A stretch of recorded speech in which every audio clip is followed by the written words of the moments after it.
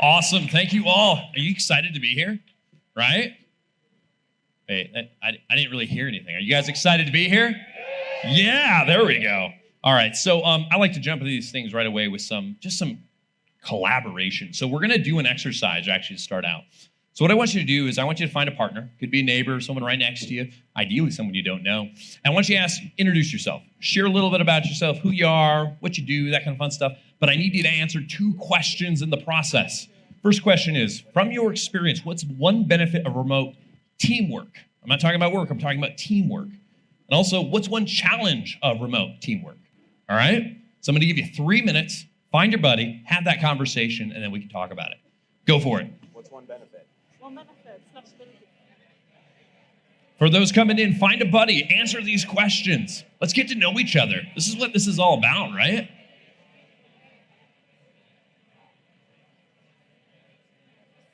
All right, keep talking. Find those benefits. What are those challenges? Share your thoughts. We got about a little over a minute left. If you're just coming in, don't be shy. Find a partner. Introduce yourself. Ask these questions.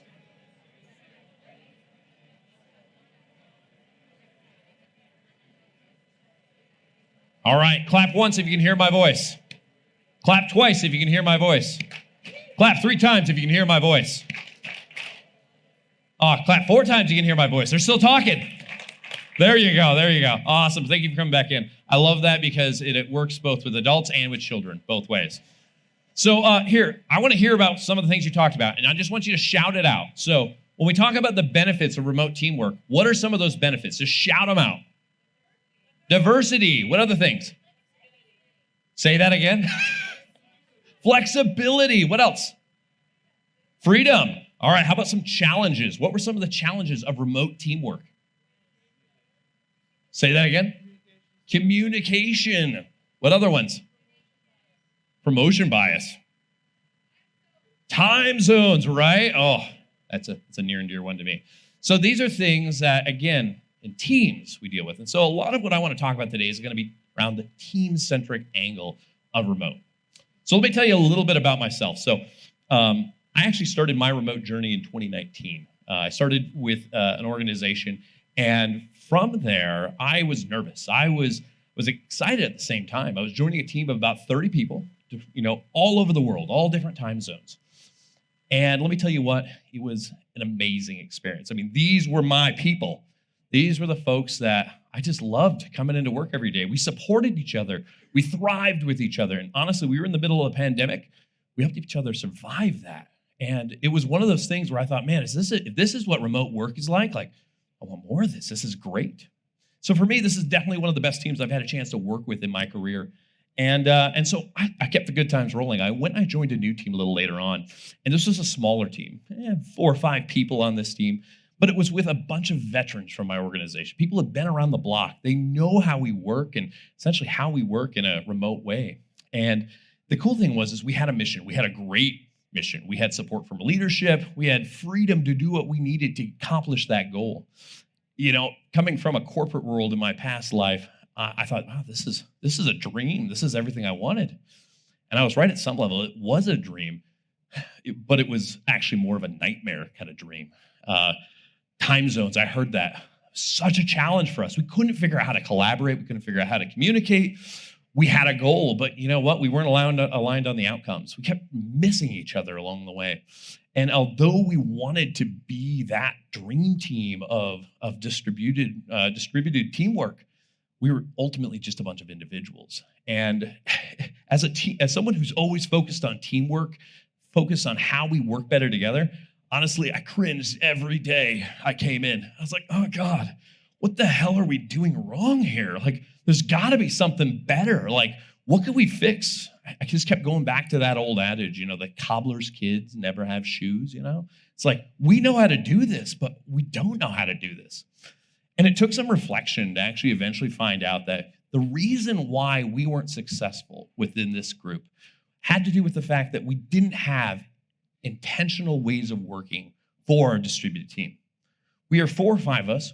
We thought we knew what we were doing. We made assumptions with our own perspective, but we didn't actually come up with how we wanted to work. We know where each other worked, but we didn't know why we worked. We didn't know how we worked. We didn't make any of that explicit.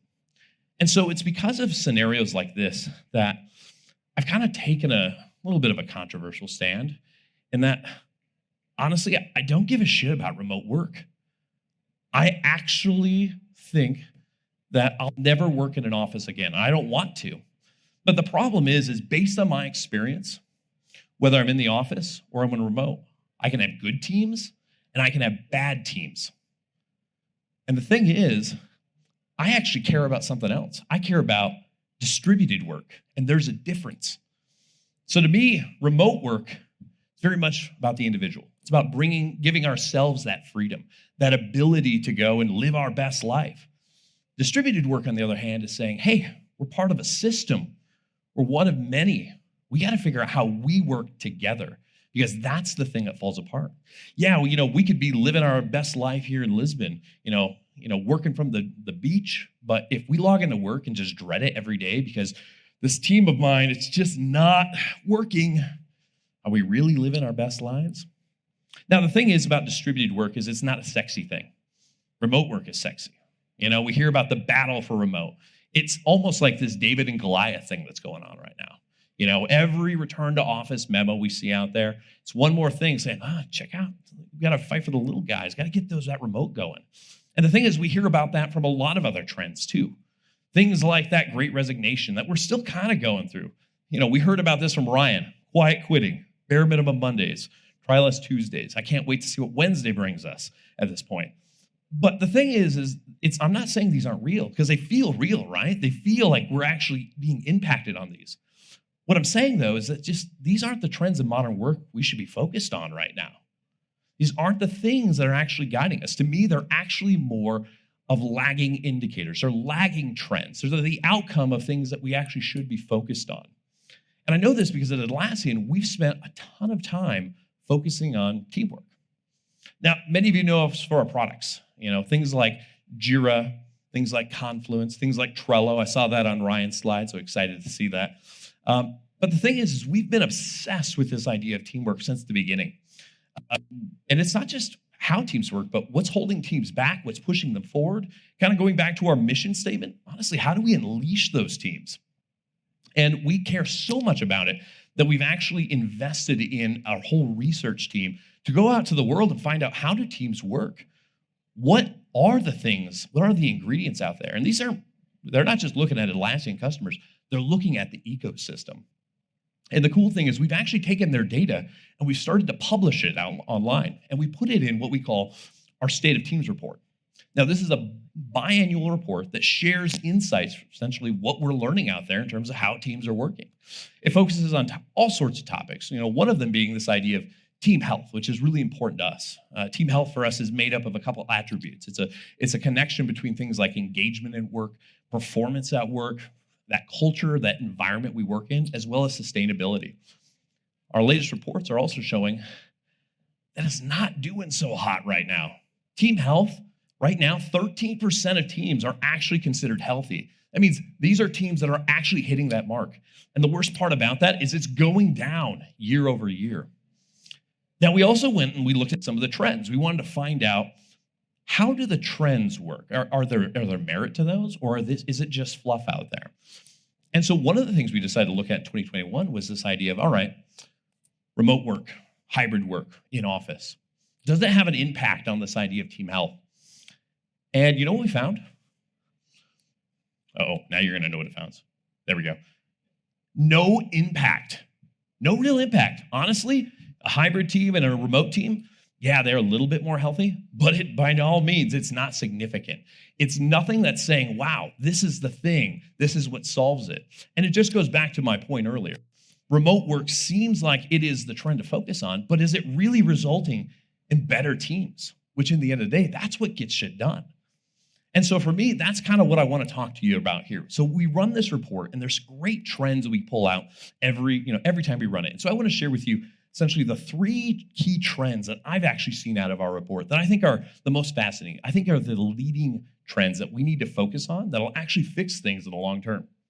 Now, I'm a pragmatic guy. And so what I like to do is I like to introduce some tips and tricks that you can do tomorrow to hopefully take advantage of these and actually not be a statistic in these trends in the future. So let's actually take a look at some of these. So the first one I've got has to do with work and where we work, but not in the way you think. And it's this idea that although team health is not necessarily tied to location, what we did find is that team health is based on workplace flexibility. It's having the ability to choose where you work, how you work. It's given that freedom. At Atlassian, we have offices around the world, but we're a distributed company. I might choose to go into an office one day for some team collaboration time, but then the rest of the week I'm going to work remote or maybe from a co-working space. The idea is it's my choice, and that's what matters. We actually see a ton of benefits with this too. So some of the things that we see is things like reduced burnout. We see improved team innovation. And here's the kicker. We actually have a much more positive outlook at our organization, right? We actually like our company more. Who would have thought? Now, here at Atlassian, we actually have a model around flexible working that we call Team Anywhere. And you'll actually get to hear from our head of Team Anywhere tomorrow as part of a panel, Annie Dean. So I'm just going to give you a taste of it today. So Team Anywhere came about August of 2020. Our founders wrote a blog in Confluence. And of course, announcing that says, hey, the world has changed. We need to change too. And so they founded this idea of Team Anywhere. And Team Anywhere is built on this idea of how do we allow team members to work where they want to work, have that flexibility, but at the same time, keep that connection as teams, have that distributed model to actually support that. And so this is an actual team. It is a part of our organization. And they focus on everything from things like Talent Anywhere, which is all about how do we unlock countries around the world from a tax and legal perspective to enable people to work there, as well as let us hire from there. They work us on things like work flexibility, which is around practices and tools. We brought in tools like Loom to help us create connection when we're distributed. And then also just reimagining the base foundation of teamwork. So I want to give you some context in terms of what we looked like a few years ago to tell you how big this is for us. So back in 2019, this is how we were distributed around the world. We were about 3,000 people at the time, and we were around our major offices. You can see we had East and West Coast. You got the West Coast of, or East Coast of Australia. You got Central Europe. This is where our team members were. But then all of a sudden, things started to change. August 2020 comes around, we launch Team Anywhere, and people start to move rapidly. They start moving different cities, different countries. We go to things like, we start moving to places like Boise or Melbourne or any of these locations, and all of a sudden, 4 years later, we're sitting at an organization of 10,000 people working around the world. And what's really neat, 40% of those individuals live more than 2 hours away from an office. That means they don't go into the office every day, but there are people who choose to do that. Now, for us, this is awesome. It's a great story, but the thing is we still have our struggles. When we try to connect around the world, there are still issues that pop up, and this is where Team Anywhere comes into play. It helps us build out, what are those practices? And so for us, we've actually built out our own internal guidebook for this. We actually call it the Team Anywhere Guidebook. It gives you things like practices. How do you connect with people? How do you collaborate? How do you create those connections that allow you to get work done? It gives you practices, like practical things teams can do internally to do this. Now, we wouldn't be honoring our mission statement around unleashing every team if we just kept this to ourselves. So if you haven't heard about it, we're also putting this stuff out on the Atlassian Team Playbook. So the Atlassian Team Playbook is a free resource online to anybody that includes 50 practices that we do internally to help ourselves both work day to day as well as in the long term with planning and how we do it in a distributed way. You could be doing anything from how do you have better hygiene around your meetings to roles and responsibilities. Now, for me, there's one of these plays that I actually think every remote team should have. And so coming out of here, I want all of you to go and run this play if you don't have this. And it's this idea of a working agreement. So one of the things I found in my career is that many times we make assumptions around how we work. And it's those assumptions on a team that cause things like the frictions we're seeing with remote work. And a working agreement is a great way to solve that. It's a contract within a team. It's bringing those remote aspects, the individual pieces, and actually creating distributed work. It's creating a team environment. Maybe it's about communication patterns. Maybe it's about the meetings we have. Maybe it's about how we want to celebrate each other. The whole goal is to make that explicit. I like to say it's making the implicit explicit. So go out there, run that. I've run hundreds of these, and I can say everything from a software team to an HR team to a C-suite, they all say the same thing. They come out saying, wow, we needed that. That was like, we said a lot of things that I didn't realize that were kind of being held back there. So great play to run, 60 minutes. I recommend doing it. All right, so let's go to trend number 2. So trend number 2 is something that I don't think gets enough attention in the right way because it impacts all of us. And it has to do with meetings. I'm sure all of us declined some meetings so we can be here today. And some of us are probably taking some meetings later today and tomorrow. We're heading over to the co-working space. But the thing is with meetings is I bet we've all been on those that we think afterwards, boy, that could have been a Slack message. That could have been an email. Or worst of all, that could have been nothing because I still don't know why I was invited to that session. It had nothing to do with me. Right? I think we all feel that at some level right here. Huh? So the trend, we're seeing that, bad meetings are sucking away our time, but they're also doing another thing. Bad meetings are actually resulting in more burnout in our employees. So what we're finding from our data is that the more meetings you have, the higher rate of burnout you're experiencing. If you have more than 20 hours of meetings a week, you're 35% more likely to experience burnout. And if you work remotely, you're likely to have 60% more meetings than colleagues who are working in the office. And that's a scary thing. Now, we could go all there and say, you know what? Let's just cancel the meetings. We don't need them. Let's just cancel them. And it's really easy to cancel meetings. It's really hard to do it the right way. And here's what I mean. A lot of times you've been hearing in the news groups that are going out there and saying, like, we're just going to cancel all the meetings. Like, no more meetings. It's a rule now. You got to use Slack. You got to use async ways. Awesome. But the thing is when we do that, a meeting is just a tool. It's not actually a practice. It's something that is there to facilitate something. So those things still have to happen. And over time, what you start seeing is a gradual decline back into meetings, being like, all right, no one's looking. Can we get together and meet? Because that's all I know how to do. I don't know anything else. And so give it about a year with some of these announcements, and I bet the calendar looks about the same. And it has to do with the fact that, again, meetings are tools. They're not practices.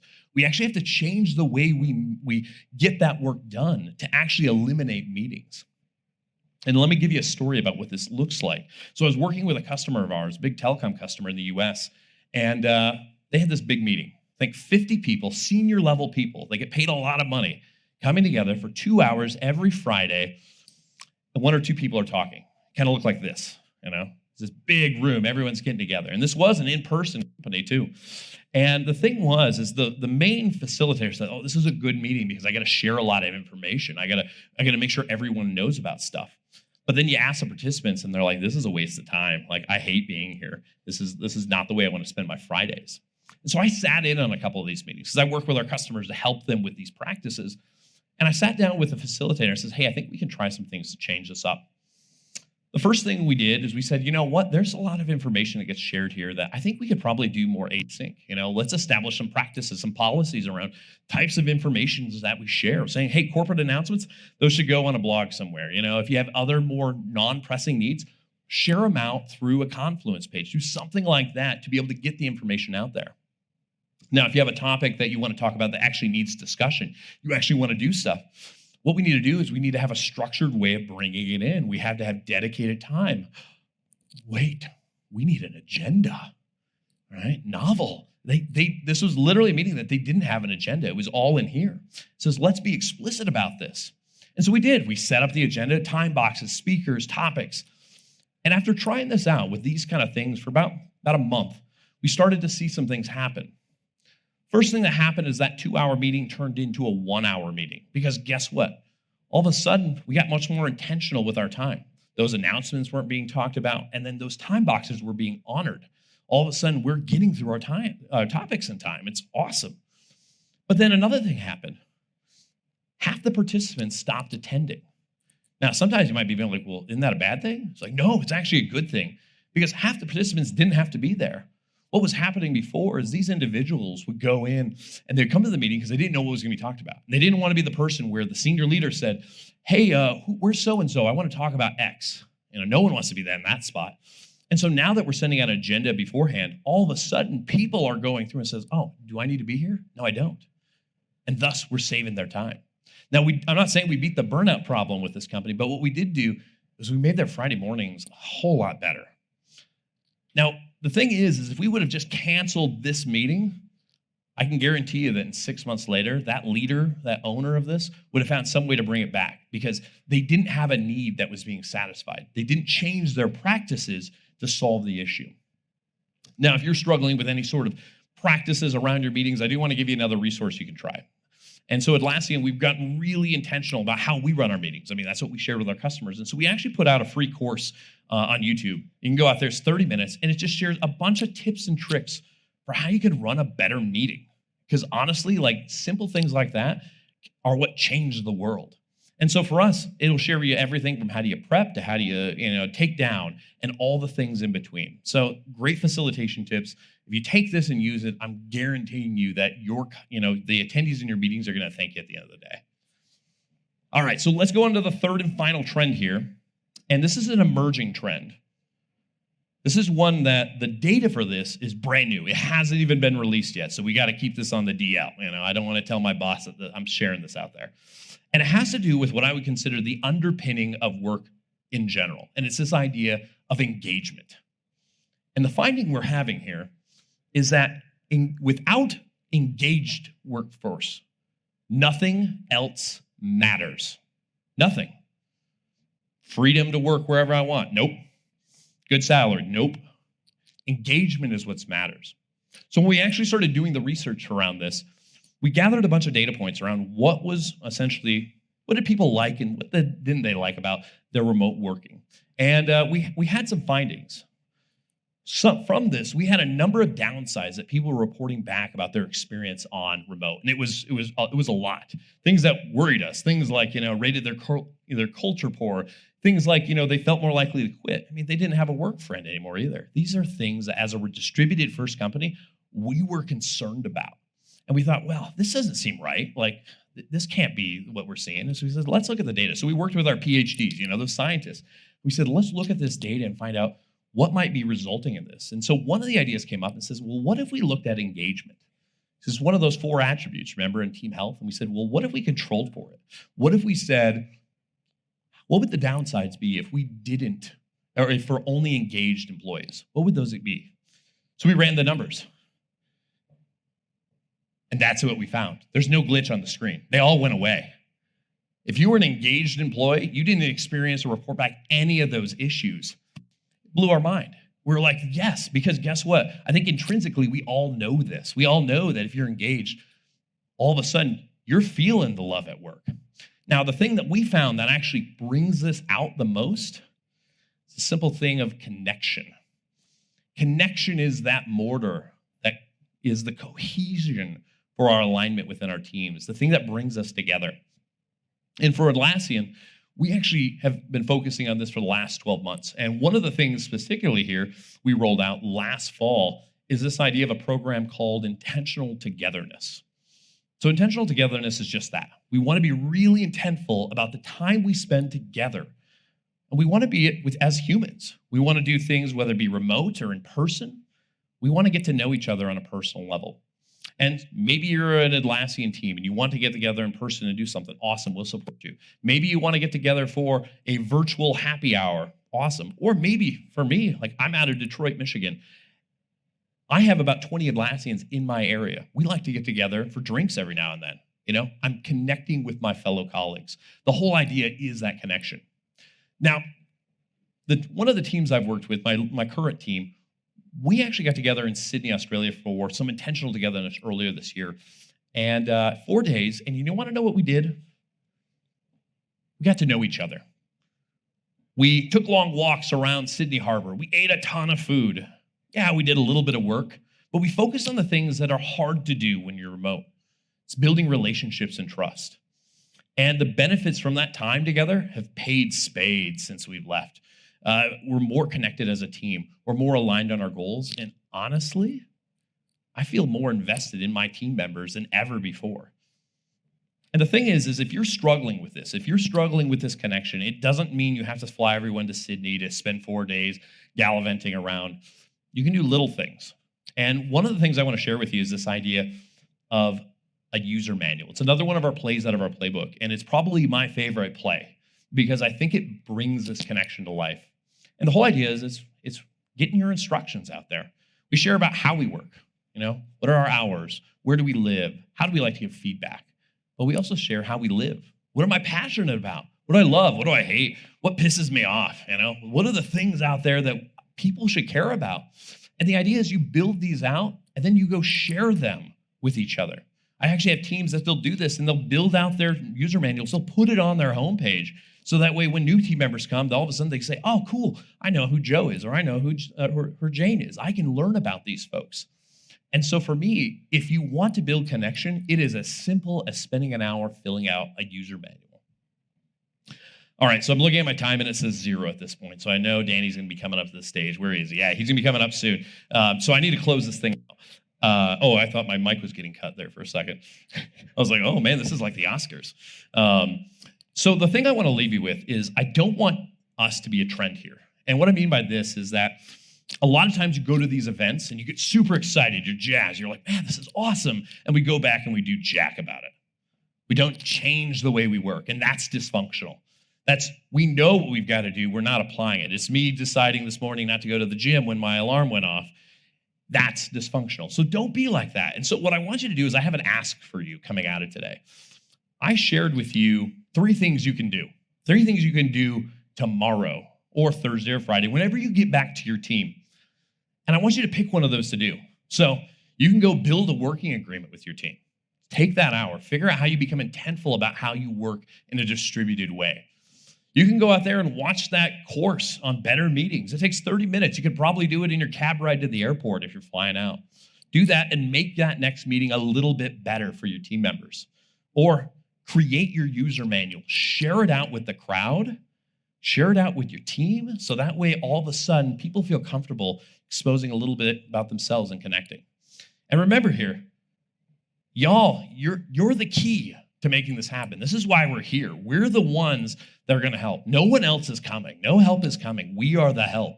So we've got to go out and try the things. We've got to experiment. We've got to do the little things. And so that means you've got to go do that. So try those things out. So with that said, that's all I've got, folks. Thank you so much for the time. And I hope you enjoy the conference.